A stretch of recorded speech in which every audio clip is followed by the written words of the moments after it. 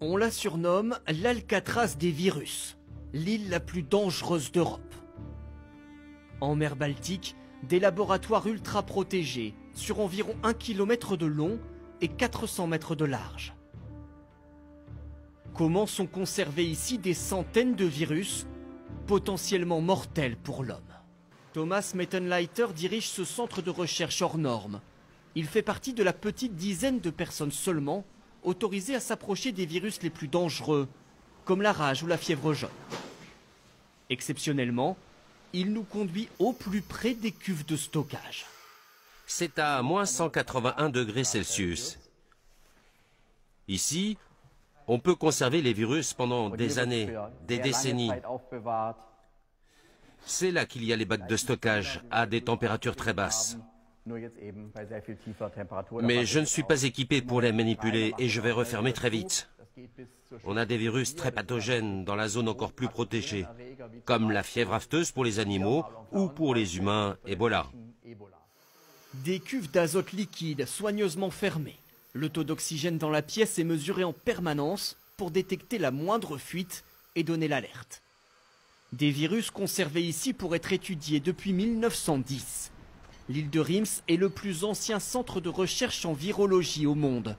Utilisé par les nazis pour des recherches sur les armes biologiques, l'Institut se concentre depuis sur la mise au point de vaccins, avec 450 employés et pas moins de 10 000 animaux. On a par exemple des sangliers. Et là, ce sont des alpagas qui produisent des anticorps très particuliers. Il n'y a pas d'autre possibilité que de tester sur des animaux pour avoir des résultats fiables.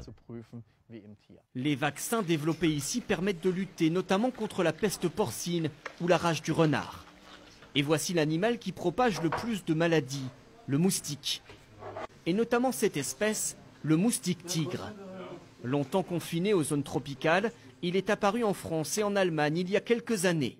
Il peut potentiellement transmettre la dengue, Zika ou le chikungunya. Le virus se répand partout dans le moustique, jusque dans les glandes salivaires. Et à la prochaine piqûre, le virus pourra être transmis par la salive à la personne qui se fait piquer. Cette équipe mène donc des tests génétiques, là aussi très sensibles, sur l'ADN des virus eux-mêmes.